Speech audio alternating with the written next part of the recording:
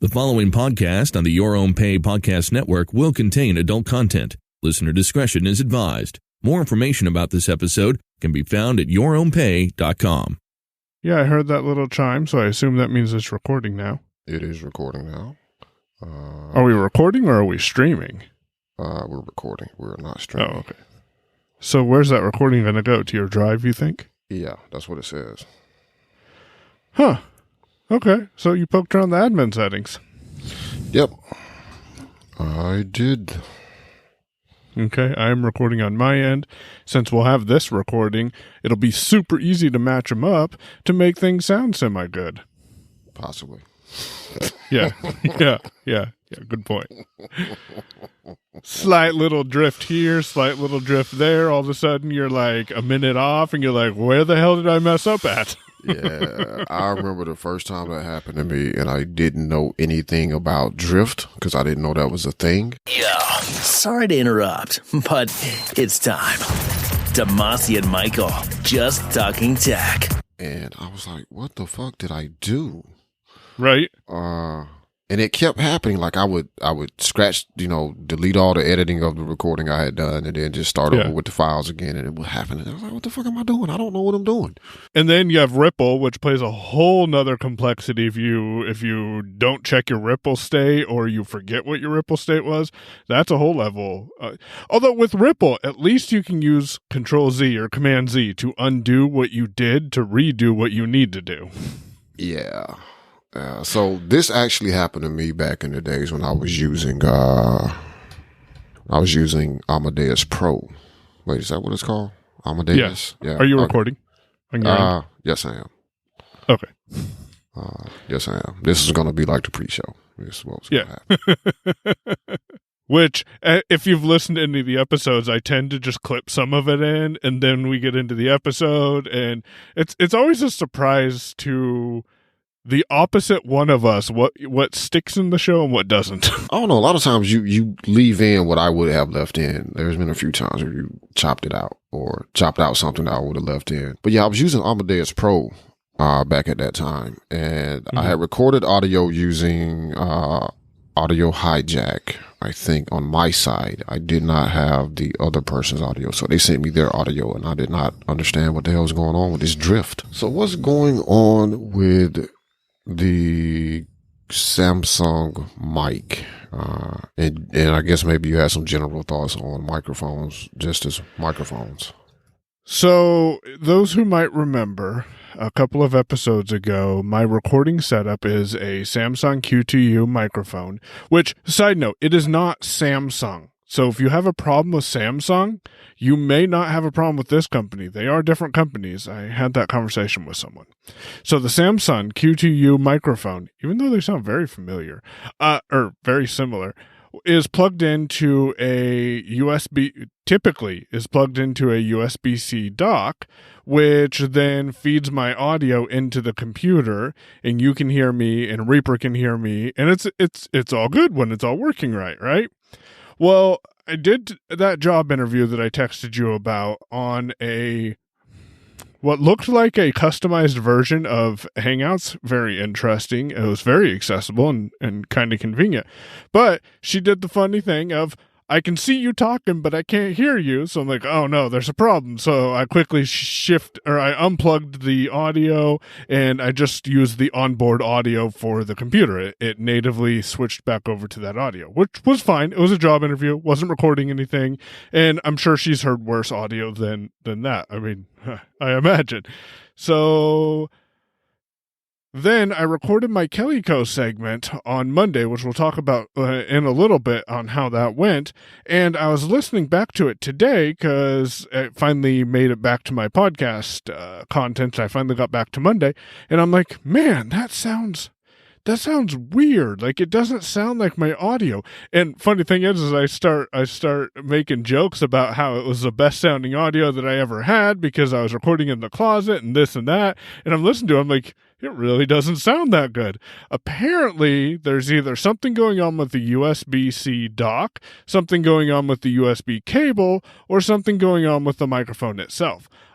I cannot narrow the issue down because earlier when I told you we're going to record with this other headset microphone that's a gaming microphone, I had unplugged the dock and plugged the microphone directly into the computer.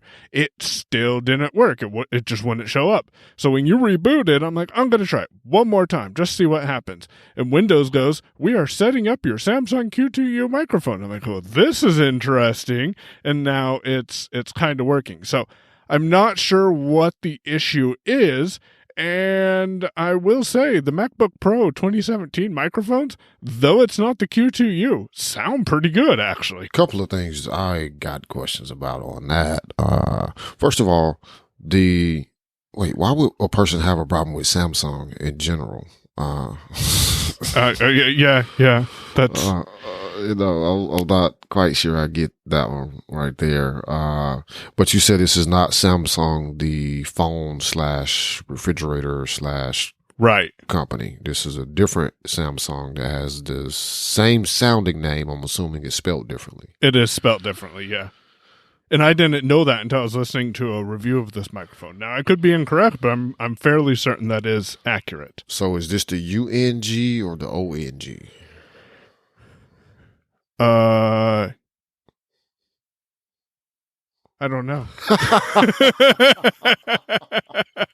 At first, I thought you were asking about the model number, and I'm like, it's none of those. It's Q2U. And then I'm like, oh, he's asking about the spelling of Samsung. So that I've seen it spelled two different ways. One with the UNG and I think ONG. And now I'm curious because that opens up the question: is what I have been assuming all the time, which is they're all the same company, and the same company makes the Galaxy S line of phones and tablets and computers. Are they all the same company that also makes washers and refrigerators and televisions, or is it a different company? Yeah. So that's a rabbit hole that we'll have to do some research on. Yeah, because that is interesting.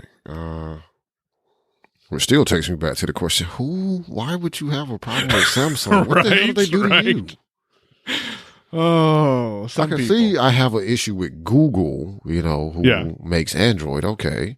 Or I can see you saying I have an issue with Apple, but Samsung? What the hell has Samsung done to anybody?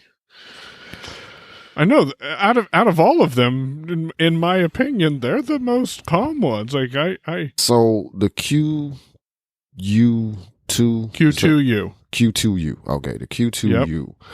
What is actually going on? Like what I hear right now, if that's the microphone you're using, what I hear is just that you don't sound as clear. It sounds like you're on but it could totally, what I'm hearing could totally be Hangouts doing it to you and not, or Google Meet, I'm sorry, doing it to you and not the actual microphone. So I guess I'll have to check that out once I get your audio file or hear your audio file. So you think there's a problem possibly either with the hub or with the mic or with the cable? Yep, because there's those 3 points we got to check. And I can't think of anything else in our house that what kind of USB cables is, do you know? And by the way, side note, Samsung, who makes the microphone is spelled SAMSON. So that's how they spell their brand name. So there's no G or anything on the end. And that's what makes the difference. Gotcha. Samsung versus Samsung.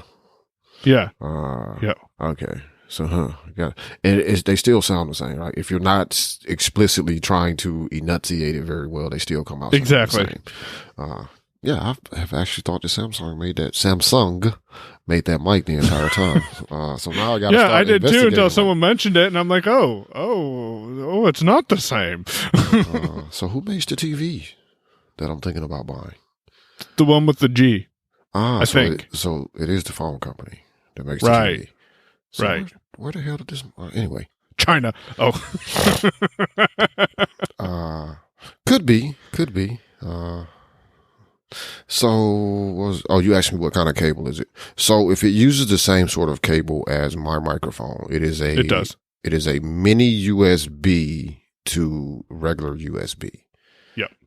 So I don't know of any other devices in our house that uses mini USB.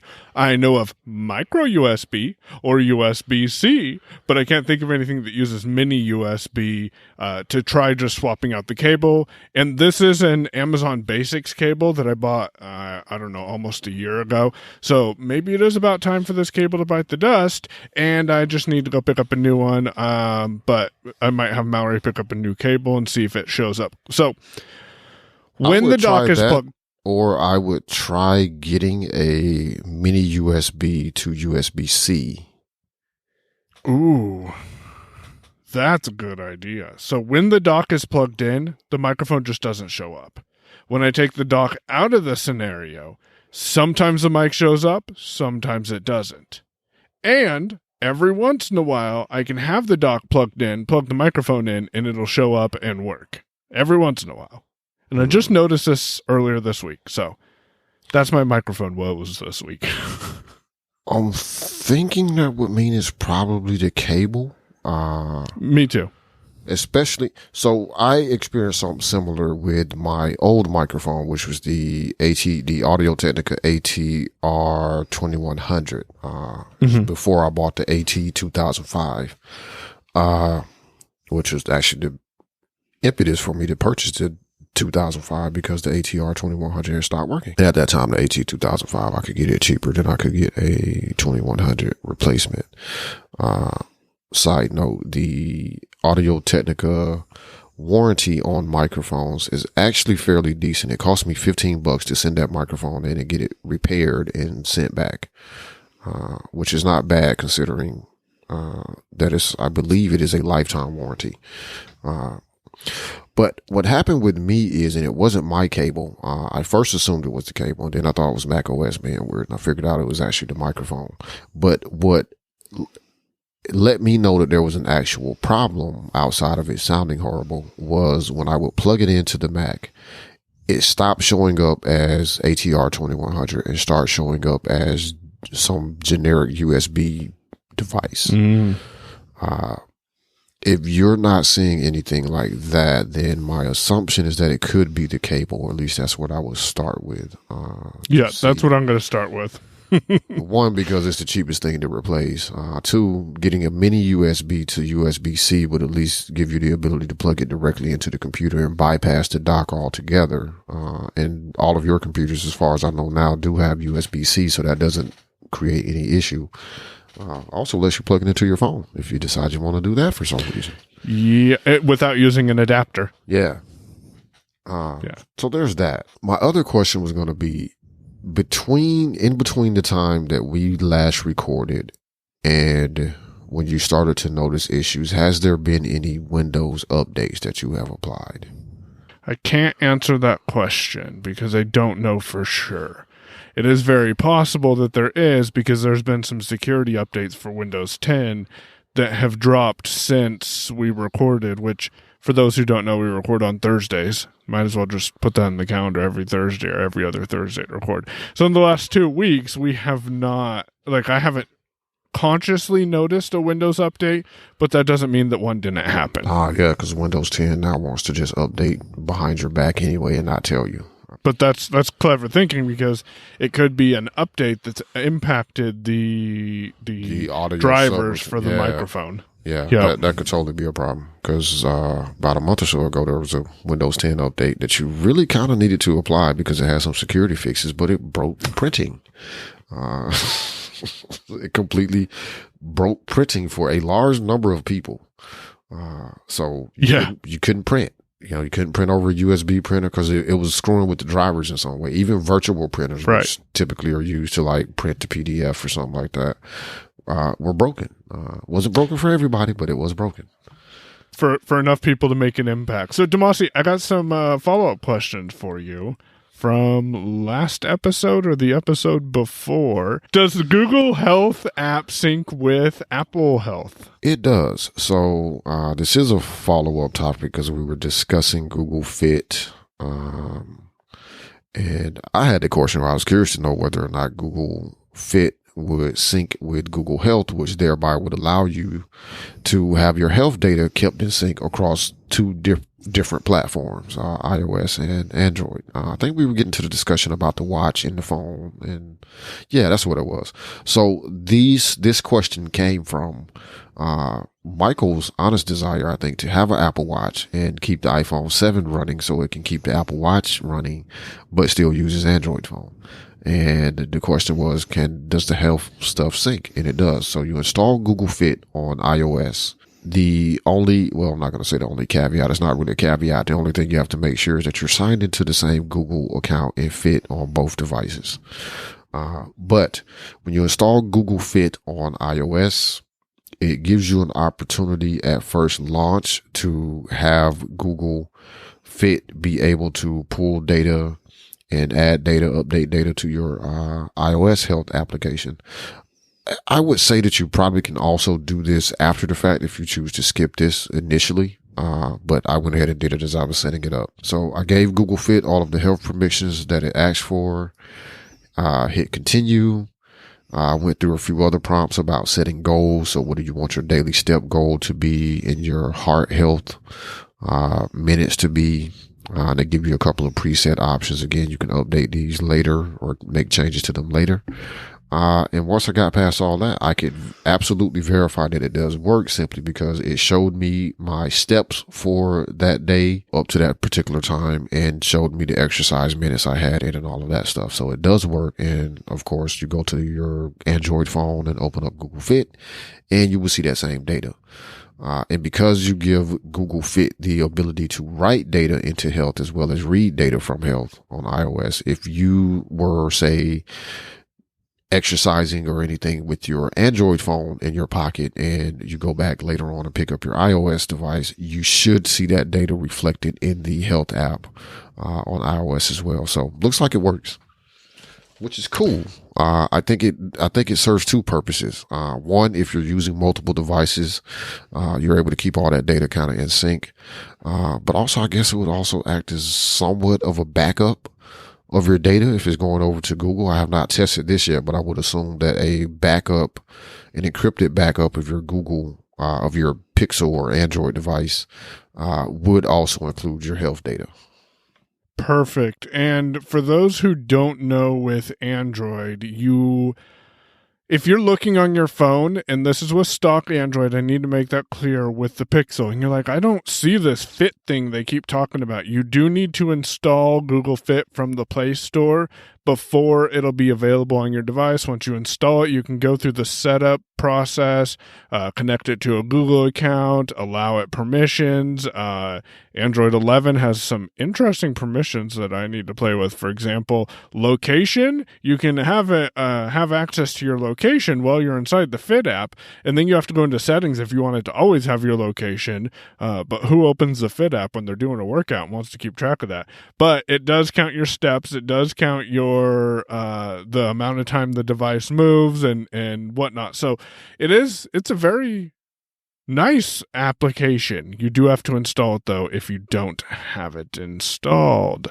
That is cool. I do like that. It sounds like they're doing that thing in Android 11, which is going to take us into our next topic which is you can give location access, but in order for it to be persistent, always access to your location, you got to go into settings. Yep. And specifically say, I want this app to have my location all the time, versus opening a new app or setting up a new app and just tapping through. Oh, yep, permissions. I will give all those. Location. Yeah, you can track my location all the time. Whereas with Android 11, if you want it to track your location all the time, you have to specifically go into the settings app and allow that permission, versus when you're prompted, it'll just say allow location when in this app. So iOS is doing that, and I think they started this in iOS 13. And yeah, they did, and it's a little weird. It's a little annoying at times too, because you give an app your permission and then you don't immediately go off to go do this thing. Basically, the issue with iOS is let's take a weather app, for example, because I recently switched over to using Dark Sky from Care Weather, which may have been a catastrophic mistake. But we'll get to that later. So give Dark Sky the ability to access my location. And what they have done, and it sounds like Google is doing the same thing in Android 11, is you have basically a couple of options. You have no, you have only while using app, and you have once on iOS. So they don't give you in that pop-up where it's asking for the permission, the ability to say always. What sometimes will happen, what has happened with previous apps on iOS 13, is that at some point later on, you would get a pop-up notification that says, and I'm going to still use Dark Sky as an example, although this did not happen with Dark Sky. You would get a pop-up and it would say, Dark Sky has been using your location in the background. Would you like to continue to allow this app to use your location?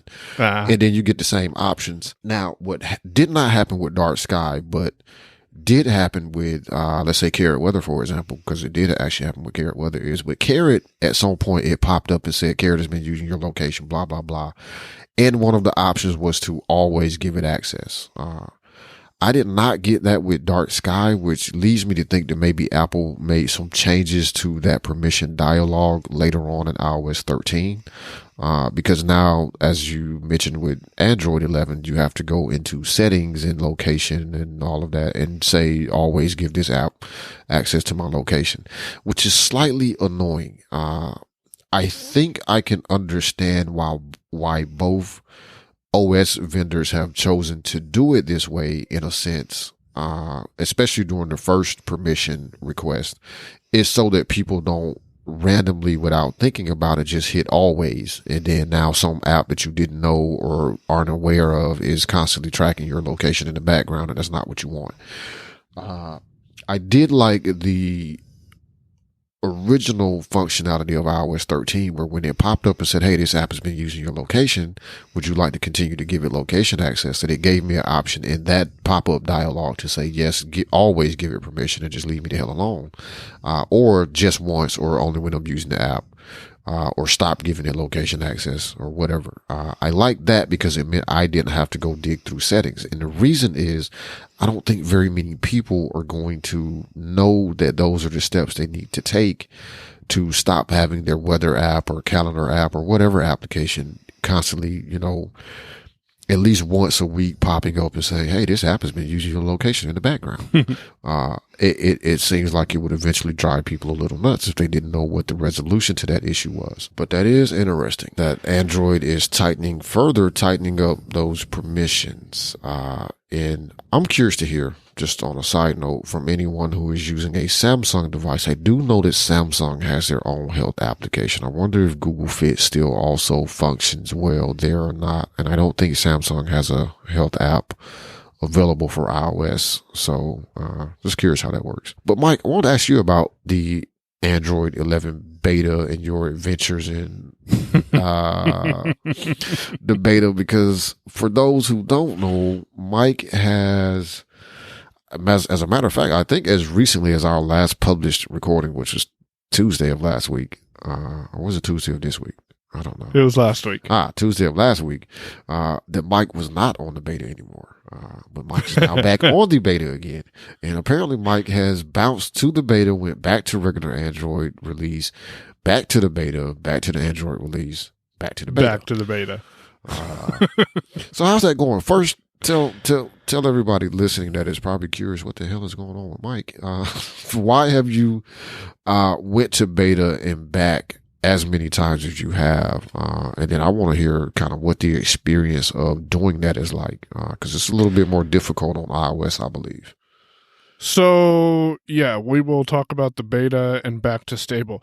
I use one device all the time, which means I installed beta on my primary driver, which typically isn't, well, let me rephrase that, which typically for me isn't an issue, because with most of the beta problems, I can get around them and I can go and get what I need to do done, and I love checking out new things. So when the Android 11 beta dropped, I'm like, okay, I'm going to install this on my device, play with it, see how things go. Well, at that point, there were talkback gesture inconsistencies.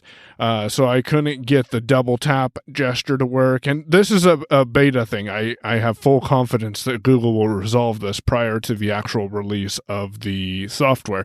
And you'll understand why I say that here in a minute. But it was doable, but very inconsistent, which did slow down my productivity. And I'll be honest, the main straw that broke the camel's back was Mallory had tried calling me and I couldn't answer my phone. And I'm like, well, this isn't going to work. I need to fix this, because, well, that turned into a very heated discussion about why I wasn't answering my phone when she was trying to get a hold of me. And so I had to explain to her that it was beta, and we got through it. So that night, exactly. Oh, sorry. That probably would have been what I would have got. Never. That night I downgraded, and the process of upgrading and downgrading is pretty seamless, and I'll talk about that in a minute. Remind me, because I'll get distracted. Well, then, Android version 11 beta 1.5, or however you want to word it, a new version of Android beta came out. And I'm like, well, this is interesting. I should upgrade and see how things work. So I went ahead and I upgraded the software back to Android beta 11, and I tried it out, and I was still having some of the inconsistencies. I was able to answer calls all the time, but sometimes when I double tapped on an app like Messages or Play Store or something, it would not, it just wouldn't take that double tap. The other big problem that I had was with my banking app. If I tried to double tap on an account in our banking app, it would not register that at all. So I'd have to use the volume up down shortcut and hold that for 3 seconds, turn TalkBack off, tap where I knew the account was, turn TalkBack back on, say that 3 times fast, and then view my transactions like I wanted to. So that became frustrating. So I went ahead and downgraded, and I'm like, I'm just going to stay on Android 10. Everything works right and things are good. Well, as I explained in my Calico segment, I was thinking to myself on Sunday, the day before, and I said, Self, you really should upgrade and determine whether or not any of those accessibility issues have been resolved, and let the Calico audience know, because people are going to be interested in doing the same thing that you did and upgrading to the beta. So I upgraded and realized that I'm still having, again, though not as consistently, some of the same issues that I've had from the beginning with double tapping on icons or performing other gestures. Now, I found ways to get around it, and right this minute, as of recording, the Thursday prior to the podcast uploading, I am running beta. There are chances that could potentially change, but not specifically because of consistency issues, because I found ways around that, but because I want to play with something new in the Google G Suite admin device management and see if it works. So that's my adventures and why I've upgraded and downgraded and upgraded and downgraded and finally upgraded. Yeah, we're going to have to make that a future topic about the G Suite device management, because I'm going to also play around with that a little bit on Android, managing an Android device, which I believe is going to be fairly straightforward, and also managing an iOS device, which I think may not be as straightforward. Right. We shall find out and follow up, because I do think it's interesting. And it also ties into the fact that Google Cloud, Google Identity Manager. We will put the correct name as well as a link to some documentation on this functionality that Google is offering, because Google, one, changes names of stuff, and two, they also are terrible at naming things, which means I should probably go work at Google, because I'm terrible at naming things. But Google Cloud Identity Manager is what I believe it is called. Basically is Google spun off the functionality that a lot of us are used to, where you go to a new site to create an account and you have the options to log in with Facebook, log in with Google. And that is the functionality that Google has spun off. The login with Google feature can be completely, as a G Suite customer, this doesn't really apply to free Google users, but as a G Suite customer, always in the past, you could only use your Google account that was tied to a G Suite license, where now you can set up Google Identity Management for your own domain without having a G Suite license. There's a free version of this as well as a premium version of this. And again, as a part of our follow-up on the functionality of device management through Google and G Suite, I believe that there is the ability to do some basic device management with Google Identity Manager on its free plan. I am absolutely certain it is there for the paid version of that plan, but we'll follow up on that and let you know. Mike, how easy is it to upgrade, well, rather really more downgrade back to the release version of Android? Because upgrading to a beta is usually fairly straightforward. Unless you're talking about Mac OS Big Sur, which is a different deal. Which we'll talk about in a little bit. Yeah. So I will put a link to it in the show notes by the way, we have not mentioned it, and we're 40 minutes into the episode or however long we are into the episode. And so I will put a link to it at yourownpay.com/DM51. And you go to this link, you choose your device, and you choose to enroll it into the beta program. Of course, you have to be signed into your Google account to see your devices, and then you hit OK, and then you will get a software update notification. If you want to push that through a little faster, you go to Settings, System, Advanced, Software Update, and then it'll tell you there's no software update. You tap on the check for updates, and typically right away it'll see that update. You download that, and it's an over-the-air update, which is pretty seamless and straightforward, and then your device will reboot, and you're on Android 11. Pretty simple process. Going down from Android 11 to Android 10 is also a fairly simple process, but there's one caveat you need to be aware of. So you go back to this link that, again, is at yourownpay.com/DM51. You find your device, you tap on it, you tap unenroll, you hit OK. There's a survey you can fill out, which I do fill out.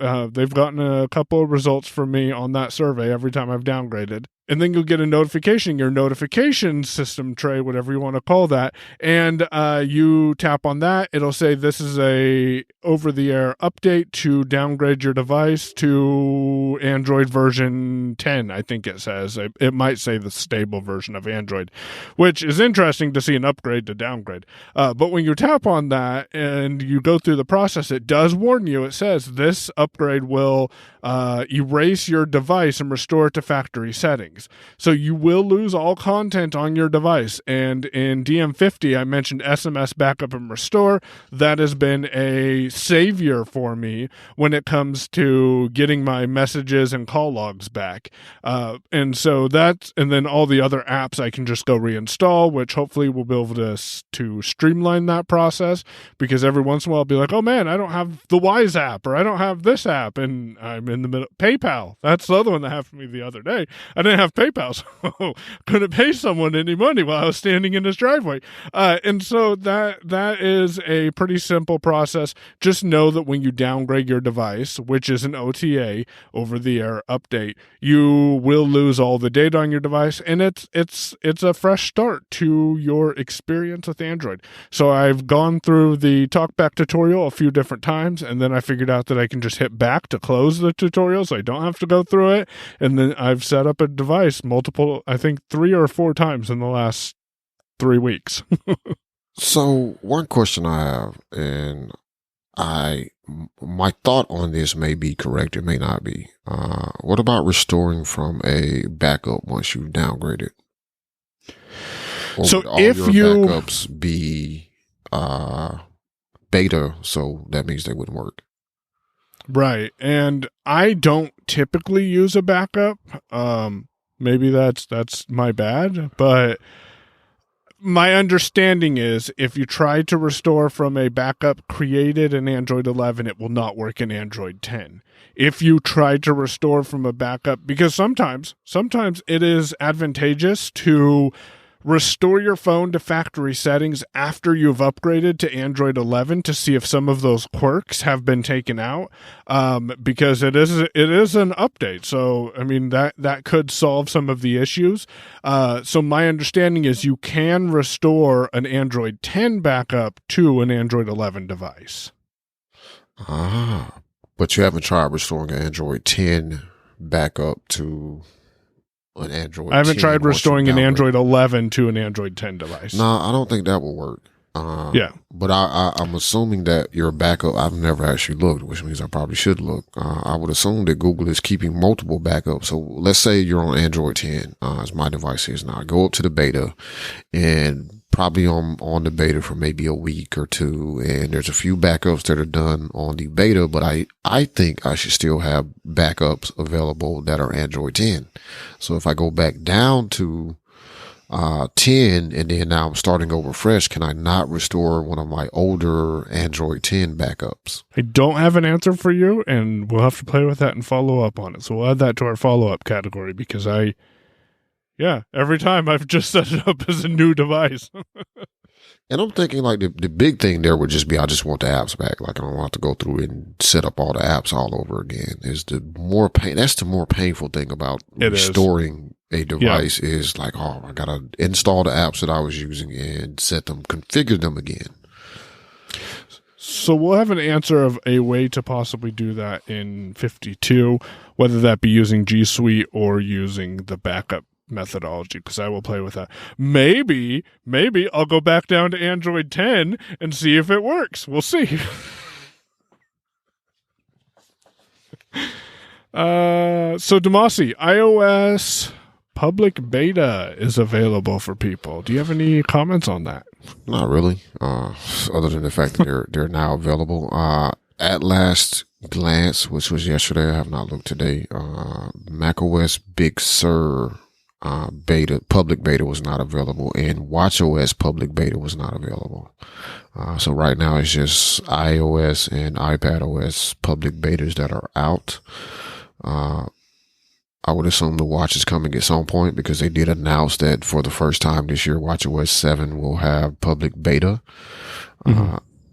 As the watchOS beta stands right now, if there was a public beta release sometime in the next week, I would tell people to avoid it. It's not 100% horrible, but there are a few glitches that will really put you in a screwed up situation. One that I experienced is all of a sudden, all of my touches, while voiceover was on and speaking, the watch was interpreting all of my gestures as though voiceover was not active. So one finger flick on my watch face that should take me to the next screen element was actually swiping me over to the next watch face. Yeah.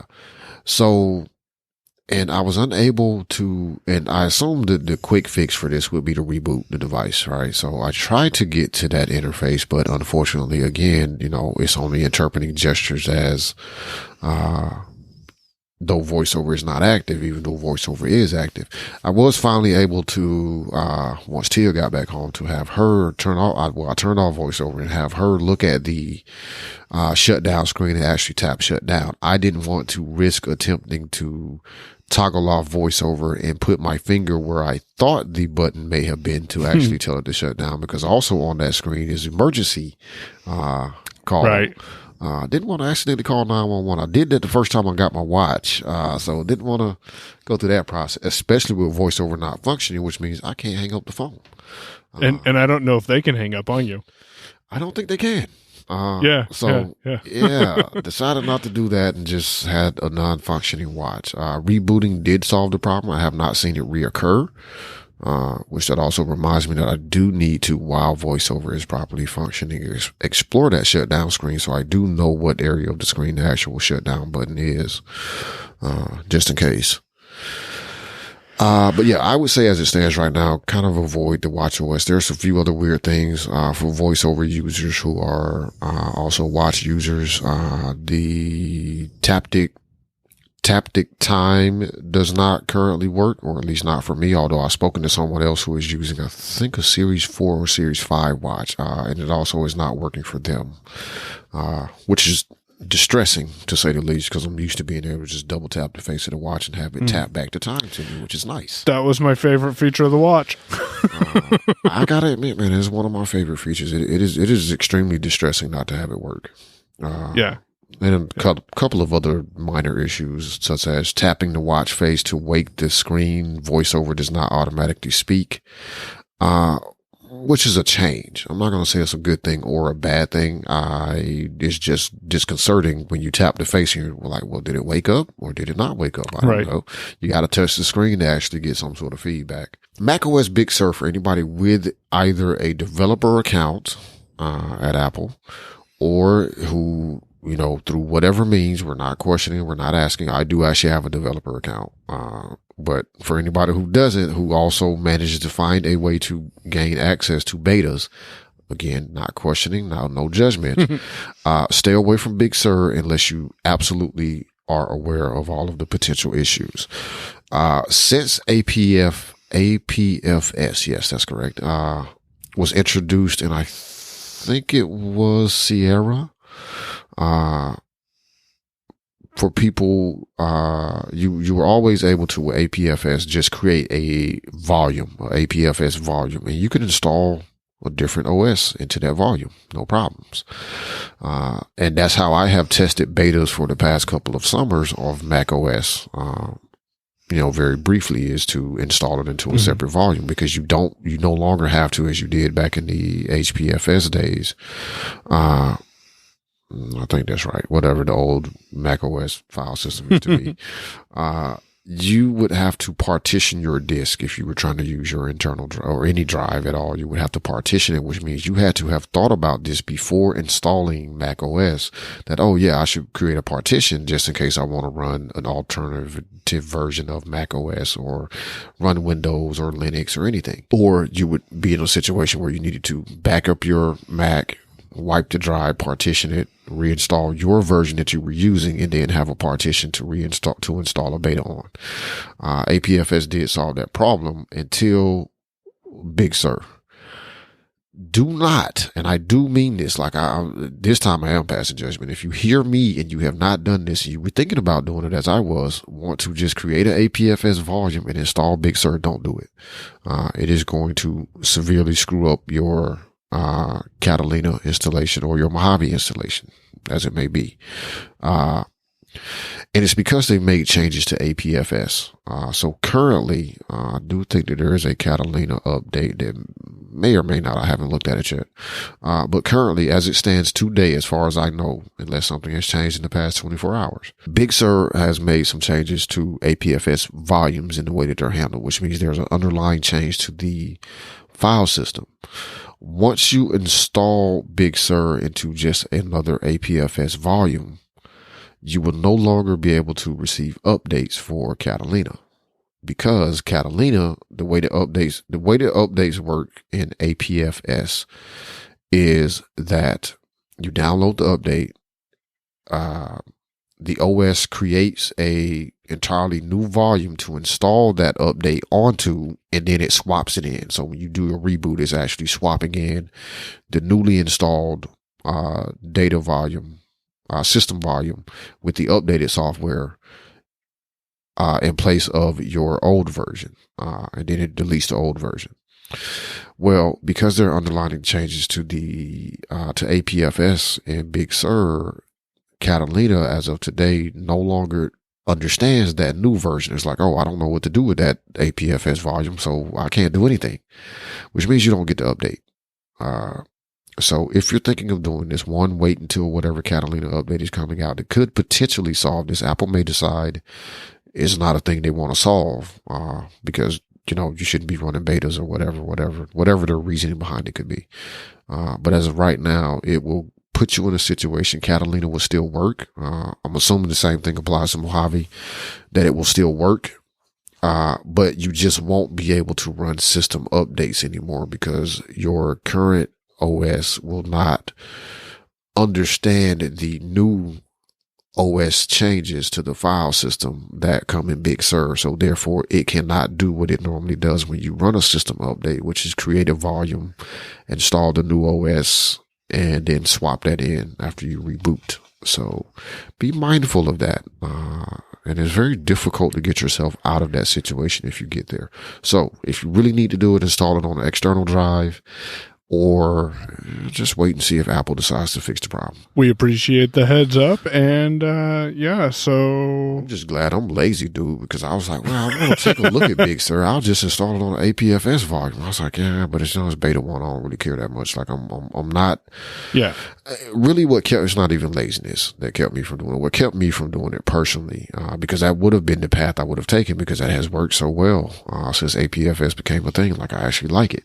But what kept me from doing it is that my plan for the past couple of years with betas has been to install it on a new APFS volume and restore usually using Migration Assistant, just restore my home folder to the new. So at least I have all of my stuff, so now I can actually use it, because I don't really feel like I get much use out of a beta testing it and seeing what's new if I don't actually have, things over there to use.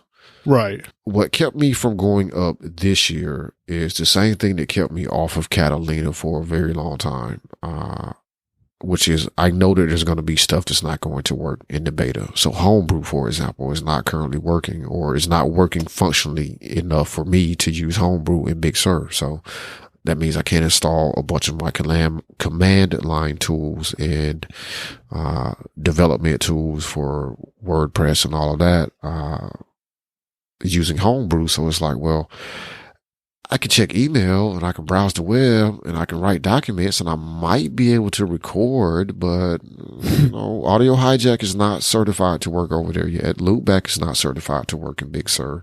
Homebrew is not there. So it's like half of my work I can't do. Right.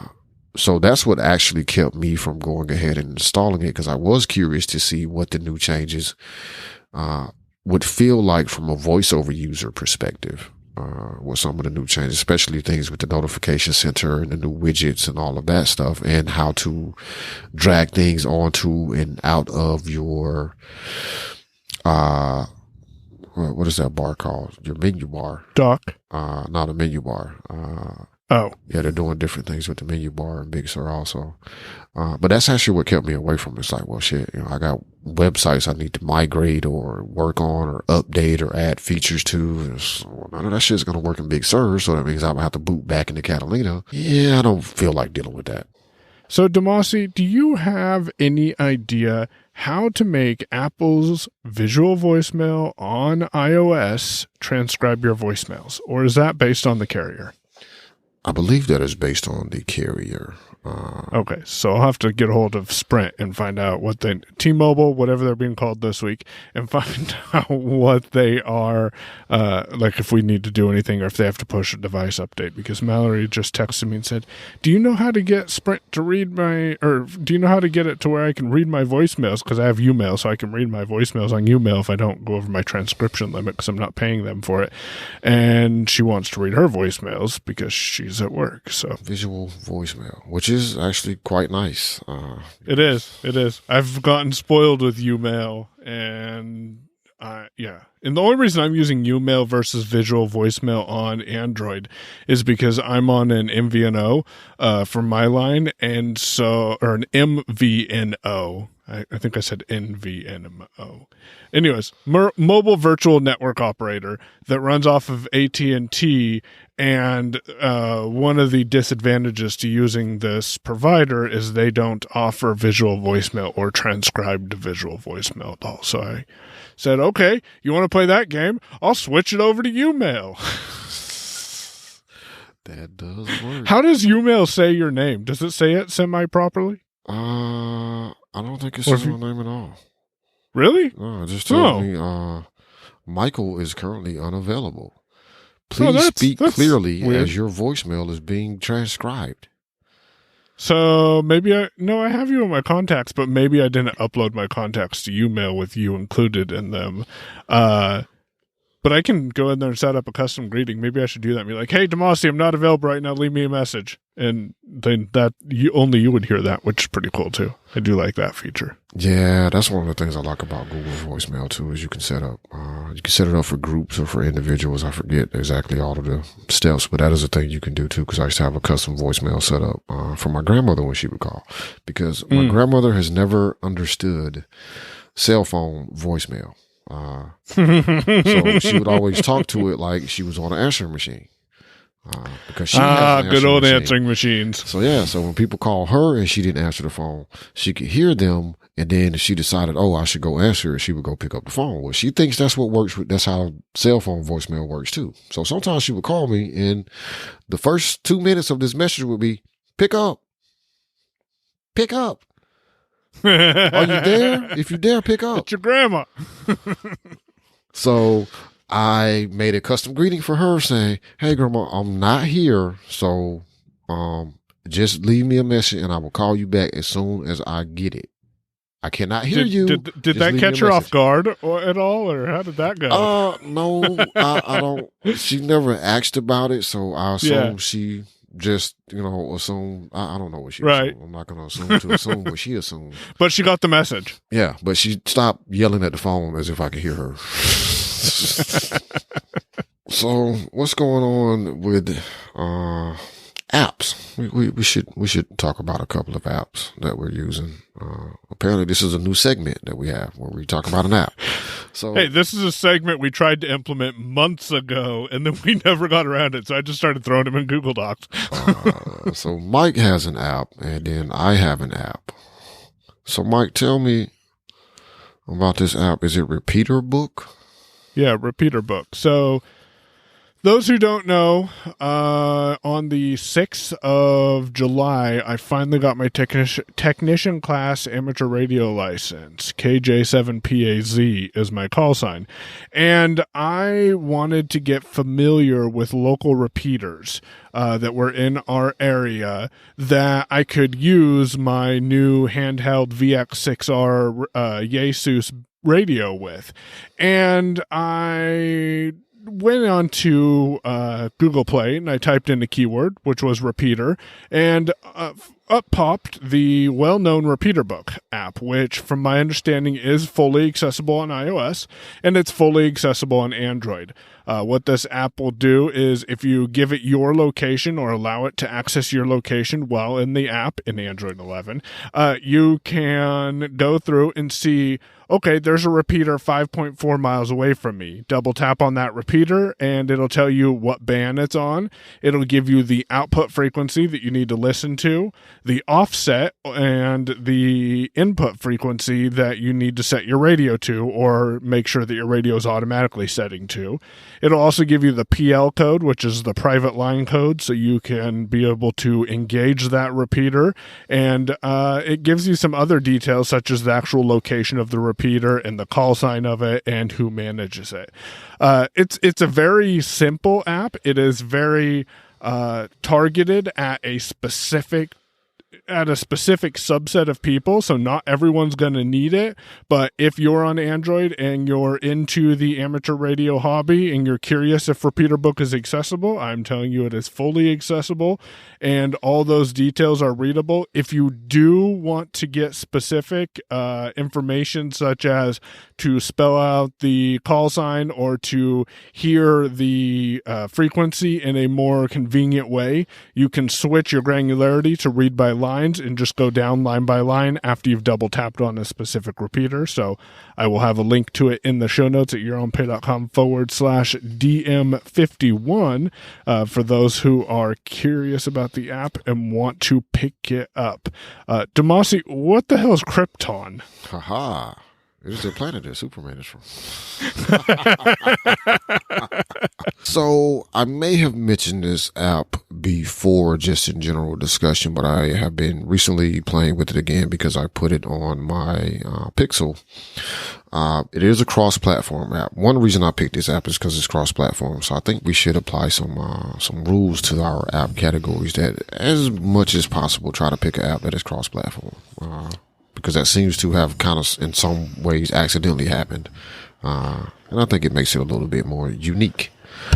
However, Krypton serves the purpose of being a two-factor authentication application. What's interesting about it is that it can also be a FIDO U2F key, which means it can be a security key application working via Bluetooth. A couple of caveats on this app. It one, it doesn't work in Safari on iOS currently. I have not actually recently tested it, but basically what it does, so it gives you the basic functionality of something like Google Authenticator, other authenticator apps, where you can scan a QR code and it will generate the 6-digit numbers that you need to type in. It does work and is fully accessible on both iOS and Android.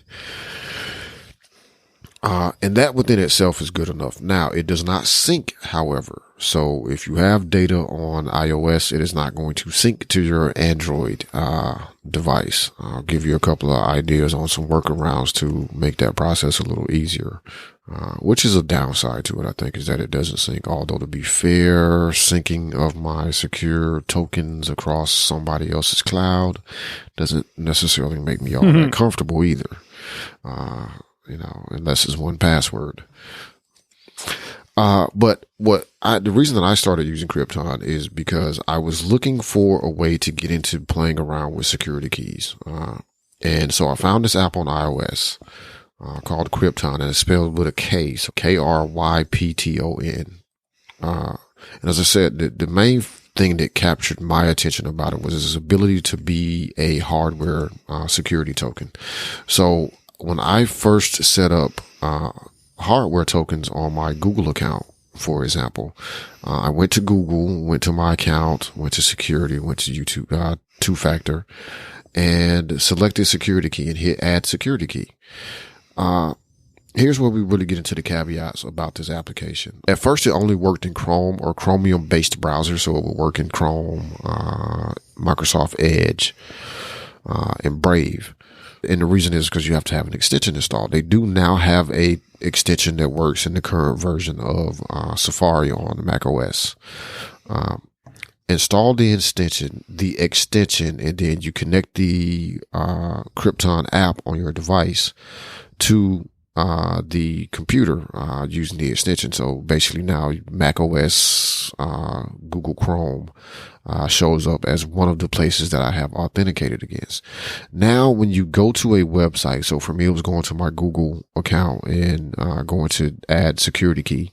The extension captures I don't know under the hood how this works, but I'll tell you what did happen, because I felt like I was about to go down the road of explaining to you how it works, and that's not really what I can do. But I can tell you what happens. So you click add security key. It pops up. You get a notification on your device from Krypton that says, are you trying to add a security key to your Google account on your Mac OS computer? It's like, yes, I am. And then you tap yes, and then now it has connected.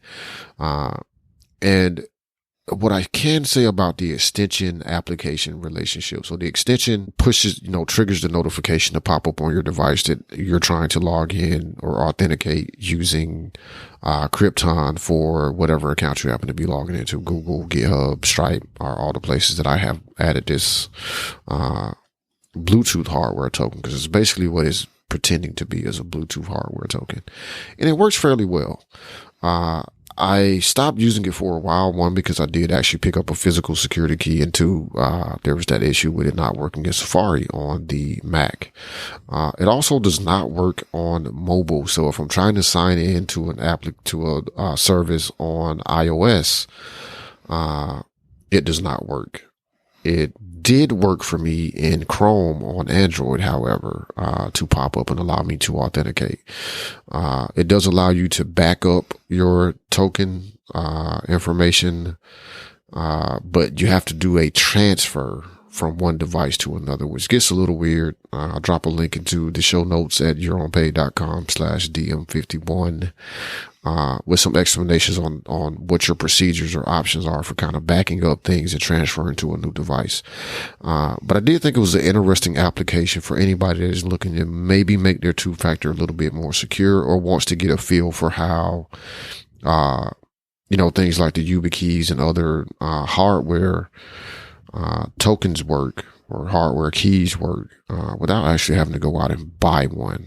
And the application is free, and they were recently purchased by Akamai, which is kind of strange, but they were recently purchased by Akamai. interesting application to take a look at. And as I mentioned, they do also offer the ability to just simply scan a QR code and add, the second factor with the 6-digit numbers that you need to scan in. So cool application. Go check it out if you're interested in a security key. So that is all I really have right now. Next episode, we can talk about Fire TV Cube, and then we'll do the follow-up with Michael's USB cable issues, restoring backups, and some more content for DM52. Unless you have anything else, Damashe? No, that's all I got this week. Thanks for listening. He's on Twitter at He's on Twitter at Payon, Payown, and I'm on Twitter at Damashe, Damashe. And both of us have actually been active on Twitter too. So, yeah, fun times. We gotta talk about that hook application next week. You've been listening to Your Own Pay Podcast. If you've enjoyed today's episode, visit yourownpay.com/cast for exclusive content and to contact us today. We're eager to hear your thoughts and about how you're making this podcast your own. Thanks for listening. We'll be back soon. The Your Own Pay Podcast, yourownpay.com.